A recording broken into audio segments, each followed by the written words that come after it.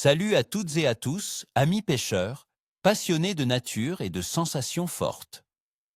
Votre capitaine de pêche préféré, celui qui décortique pour vous les mystères des eaux, est de retour avec un pronostic de Kiev que vous ne voudrez pas manquer. Aujourd'hui, on va décortiquer ensemble les conditions de pêche pour une période absolument fascinante, du 13 au 19 octobre 2025, ici, au cœur de notre magnifique Suisse. Je sais que la fin de l'été et le début de l'automne nous ont déjà réservé de belles surprises, mais cette semaine s'annonce particulièrement intrigante.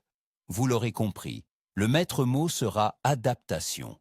Imaginez, des journées douces et ensoleillées qui nous rappellent l'été indien, suivies d'une descente en piqué vers des températures plus hivernales, avec leur lot de vent et de pluie. Comment nos amis les poissons vont-ils réagir à ce véritable rodéo météorologique ? Eh bien, mes chers amis, dans cette vidéo, je ne vais pas seulement vous dire où, quand et sur quoi pêcher, mais je vais surtout vous expliquer le pourquoi. Je vais vous donner les clés pour anticiper les humeurs de nos carnassiers favoris, le brochet, la perche et le cendre, et pour tirer votre épingle du jeu, même quand Dame Nature semble vouloir nous mettre des bâtons dans les roues. Préparez vos carnets, car ce script est une véritable mine d'or de conseils pratiques, directement tirés de mon expérience sur l'eau et des données les plus fraîches que j'ai pu collecter. Accrochez-vous, l'aventure commence maintenant. Commençons par le monarque de nos lacs et rivières, le brochet. En ce mois d'octobre, le brochet est loin d'être engourdi. Au contraire, c'est l'une des périodes les plus intenses de son année. Il sait que l'hiver approche à grands pas et son horloge biologique interne le pousse à se gaver, à faire des réserves pour affronter les mois froids. C'est le moment idéal pour viser des poissons de belle taille et vivre des combats mémorables. Où le chercher?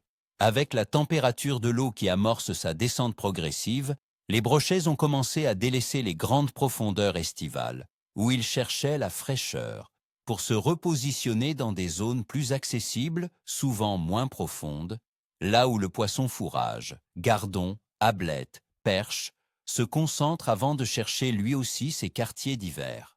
Pensez garde-manger.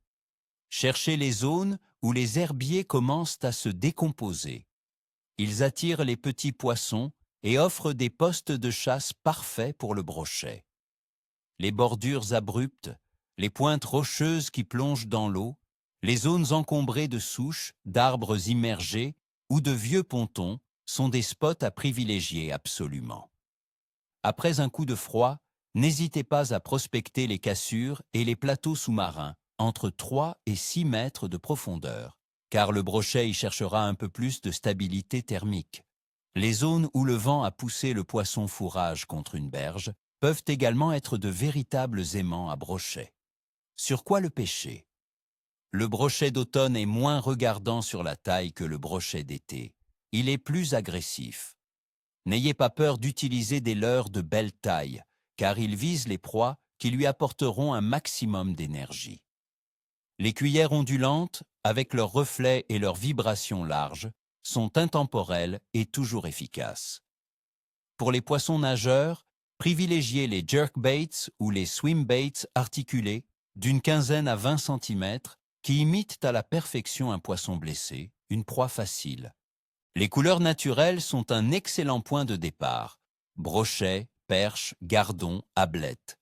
Mais n'hésitez pas à surprendre le poisson avec des couleurs plus vives, comme le Fire Tiger ou le Chartreuse, surtout par temps couvert, eau légèrement teintée, ou quand vous voulez déclencher une attaque de réaction.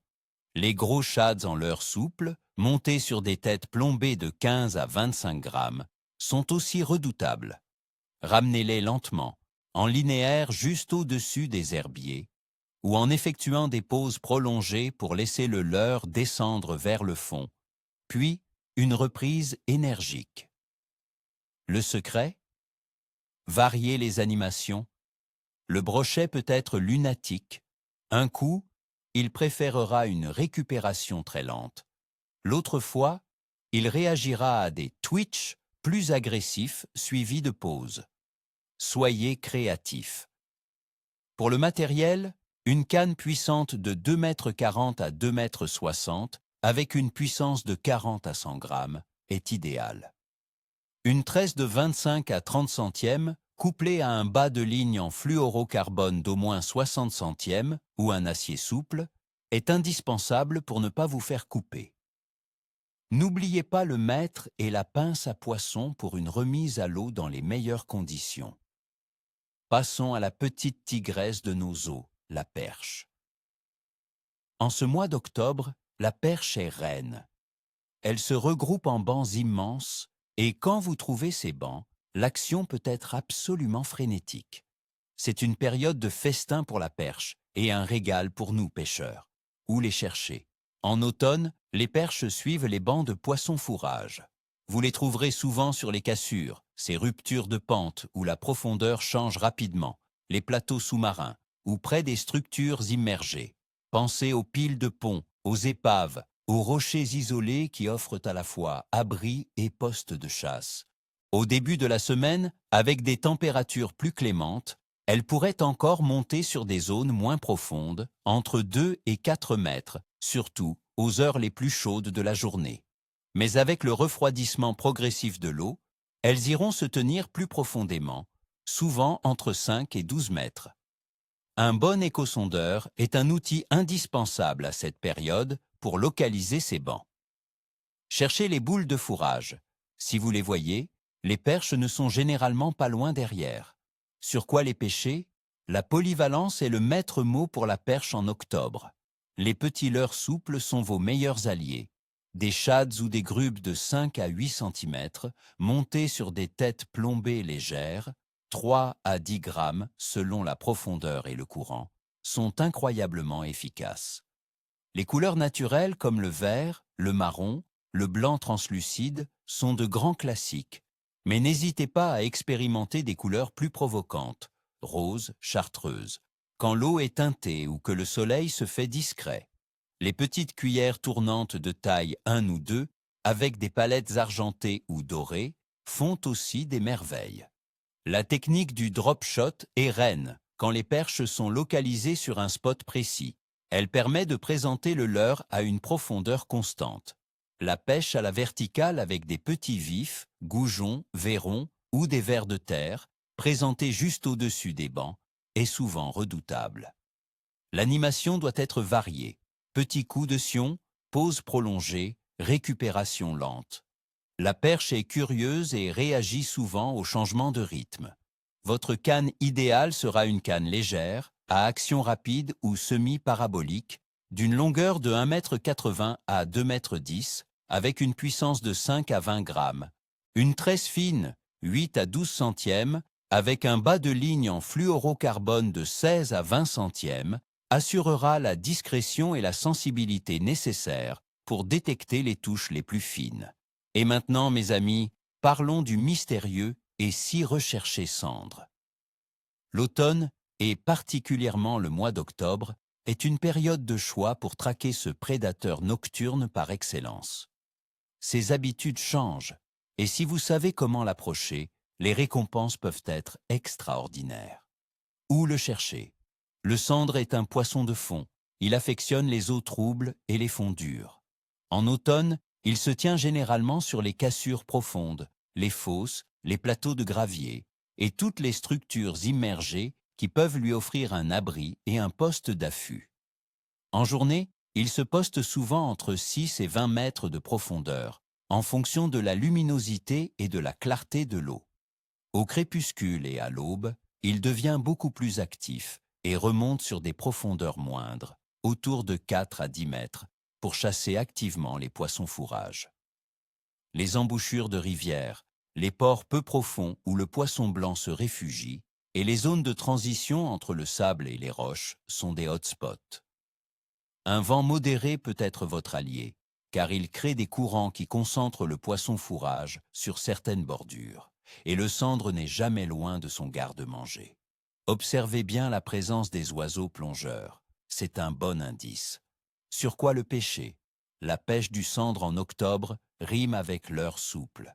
Des shad de 12 à 18 cm, montés sur des têtes plombées de 10 à 30 grammes, sont la norme. L'objectif est de présenter le leurre au plus près du fond, avec une animation lente et méticuleuse. Pensez à des dents de scie prononcées, c'est-à-dire des tirées amples suivies de pauses où le leurre retombe lourdement sur le fond, soulevant un petit nuage de sédiments qui attire l'attention du cendre.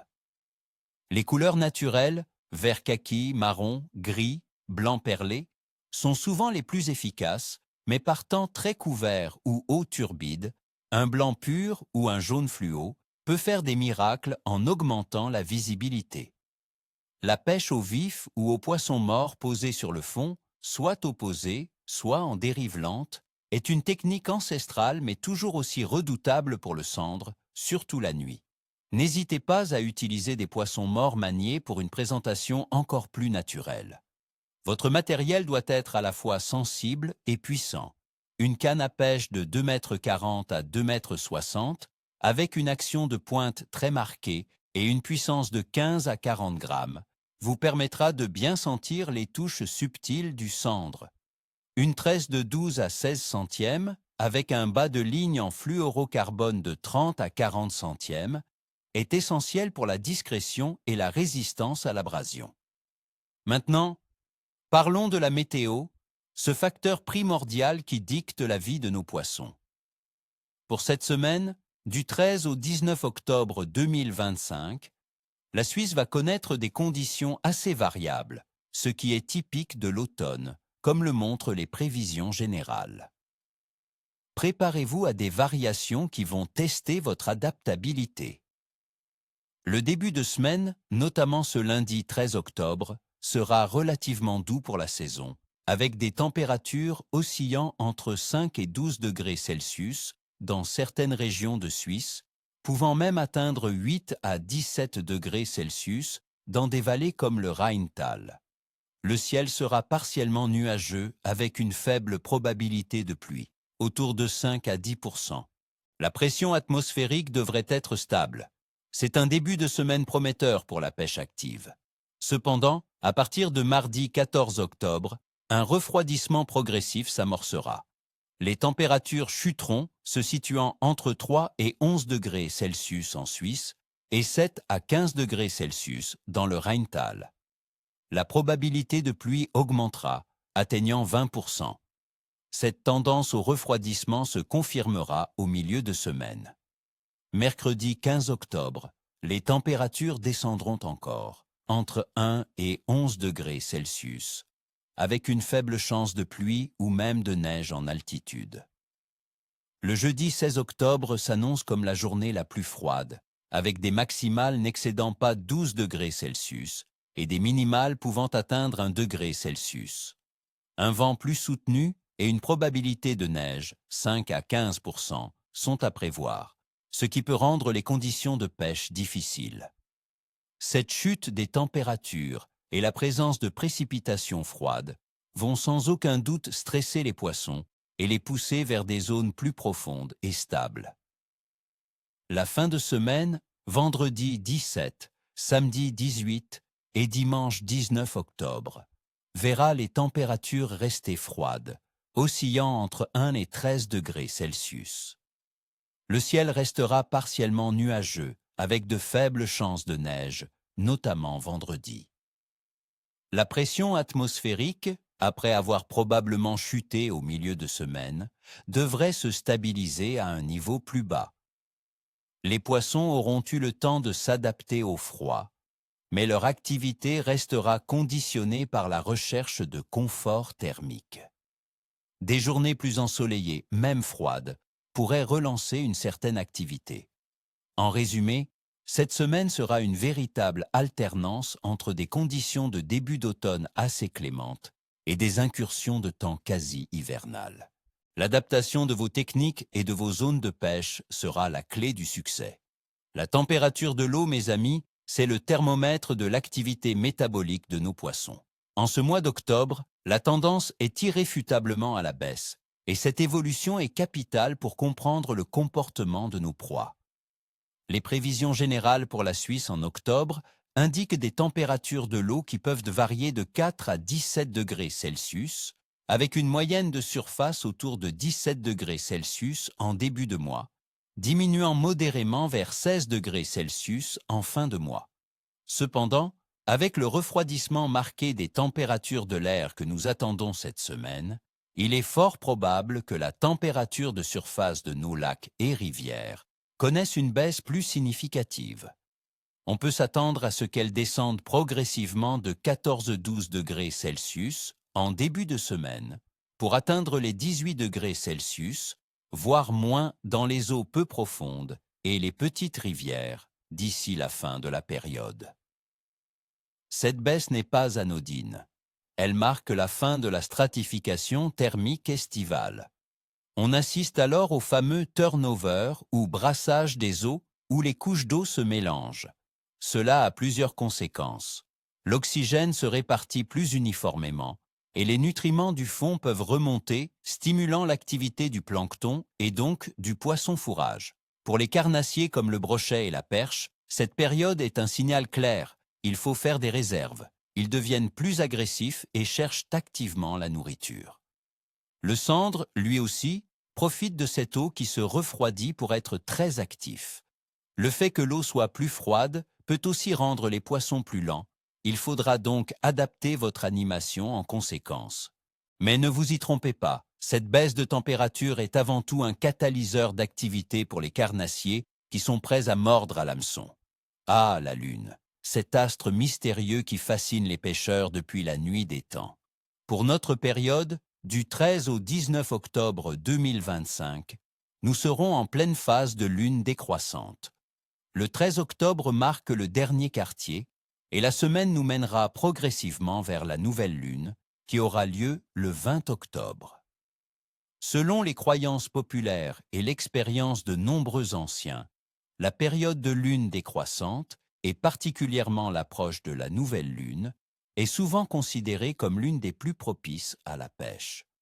L'absence de forte luminosité lunaire, surtout les nuits sans lune ou avec une lune très fine, est censée rendre les poissons plus audacieux et plus actifs pour chasser dans l'obscurité relative. Mon expérience personnelle me pousse à croire que ces phases sont souvent très productives, surtout aux heures les plus sombres de la journée, au lever et au coucher du soleil, et même en pleine nuit pour certains carnassiers comme le sandre. Le début de semaine, juste après le dernier quartier, pourrait donc offrir une excellente fenêtre d'activité, et la fin de semaine, à mesure que l'on se rapproche de la nouvelle lune, devrait également proposer de très belles opportunités, à condition, bien sûr, de bien s'adapter aux caprices de la météo que nous avons évoquées. Ne sous-estimez jamais le pouvoir d'une bonne phase lunaire conjuguée à des conditions favorables. En ce mois d'octobre en Suisse, l'activité générale de nos amis les poissons est tout simplement fascinante. Nous sommes en plein cœur d'une période de transition majeure. Le brochet et la perche sont au sommet de leur forme, chassant avec agressivité. Le sandre est également très actif, surtout aux heures crépusculaires et nocturnes. La baisse progressive de la température incite fortement les carnassiers à se nourrir, comme le confirme le pronostic de pêche pour le 12 octobre 2025, faisant de ces espèces les vedettes de cette période. En revanche, d'autres espèces voient leur activité diminuer. La truite en rivière, par exemple, réduit son activité. Les poissons blancs, comme les gardons, sont encore présents mais se regroupent en bancs plus compacts et se tiennent dans des zones plus profondes. Globalement, mes amis, c'est une période exceptionnelle pour la pêche au carnassier, mais elle exige de la part du pêcheur une grande capacité d'observation et une réactivité aux changements météorologiques et hydriques. Les poissons sont robustes, combatifs et prêts à vous offrir des moments de pur bonheur sur l'eau. Le mot d'ordre est persévérance et adaptation. Mes amis, pour ce lundi 13 octobre, la semaine commence sur les chapeaux de roue. Les températures sont relativement douces, 5 à 12 degrés Celsius. Le ciel partiellement nuageux et la probabilité de pluie faible, 5 à 10%. Nous sommes juste après le dernier quartier lunaire. Le poisson sera en pleine forme, actif et confiant. Attendez-vous à une activité de pêche excellente à bonne, surtout pour les carnassiers en quête de nourriture. Le mardi 14 octobre, les conditions restent intéressantes. mais un léger refroidissement se fait sentir, 3 à 11 degrés Celsius. La probabilité de pluie augmente à 20%. Les poissons pourraient être un peu plus capricieux en milieu de journée en raison des changements subtils de pression. L'activité sera bonne à moyenne, avec de meilleures chances le matin et en fin d'après-midi. Le mercredi 15 octobre marque le début du changement. Les températures baissent 1 à 11 degrés Celsius et il y a une faible chance de pluie ou de neige, 5%. Cette perturbation poussera le poisson à se calmer et à chercher refuge en profondeur. Attendez-vous à un Kiev faible, à très capricieux. Privilégiez les pêches lentes, près du fond, les carnassiers étant plus léthargiques. Le jeudi 16 octobre sera sans doute le jour le plus difficile. Les températures seront froides, 1 à 12 degrés Celsius, avec un vent potentiellement fort et une chance de neige, 5 à 15%. Le poisson sera pratiquement absent ou extrêmement faible pour la plupart des techniques actives. C'est le jour pour les plus persévérants, tentant une pêche au posé en profondeur dans des zones abritées. Le vendredi 17 octobre, le ciel s'éclaircit mais le froid persiste, 2 à 11 degrés Celsius, avec une probabilité de neige, 15%. Après le choc, les poissons commenceront à se réadapter à ces nouvelles conditions de froid stable. L'activité de pêche sera moyenne, avec une tendance à l'amélioration en fin de journée pour les carnassiers. Pêchez lentement et soyez patient. Le samedi 18 octobre s'annonce comme une journée de reprise d'activité. Les températures restent fraîches, 1 à 12 degrés Celsius, mais le ciel est partiellement nuageux et la pression stable. Les poissons, acclimatés, retrouveront de l'appétit. Attendez-vous à un Kiev bon à très bon. Les brochets et perches seront de retour en chasse. Et pour ce dimanche 19 octobre, la semaine se termine avec une amélioration. Les températures remonteront légèrement, 2 à 13 degrés Celsius, et la pression sera stable. L'approche de la nouvelle lune est souvent un signe prometteur. Le Kiev sera bon à excellent. Profitez de cette journée pour tenter vos spots favoris. Les carnassiers devraient être très actifs. Voilà, mes chers amis, notre exploration minutieuse du pronostic de Kiev pour la semaine du 13 au 19 octobre 2025 en Suisse. J'espère sincèrement que cette analyse détaillée, riche en explications et en conseils pratiques, vous armera pour vos futures aventures au bord de l'eau. N'oubliez jamais cette règle d'or.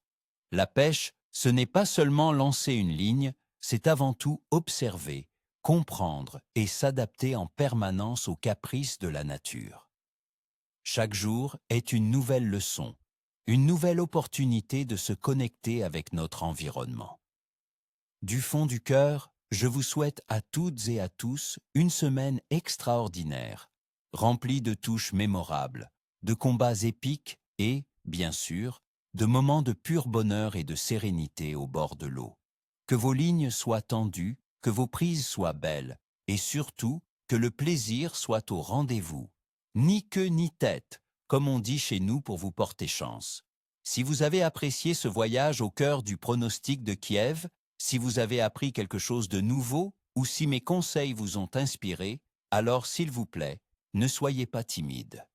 Laissez un gros pouce bleu, abonnez-vous à la chaîne pour ne jamais manquer mes prochaines analyses et aventures, et partagez cette vidéo avec tous vos amis pêcheurs. Plus on est de fous, plus on pêche. Et le plus important, c'est vous. J'adorerais lire vos impressions et vos expériences dans les commentaires ci-dessous. Sur quelle leurre avez-vous eu le plus de succès la semaine dernière? Quels sont vos plans pour ce week-end et quels sont vos spots secrets en Suisse? Avez-vous déjà remarqué une influence particulière de la Lune ou des changements de pression sur vos coins de pêche favoris? Partagez vos observations, vos petites astuces et vos récits de pêche. La communauté est là pour échanger et apprendre ensemble. À très bientôt pour une nouvelle émission et d'ici là, portez-vous bien et pêchez avec passion.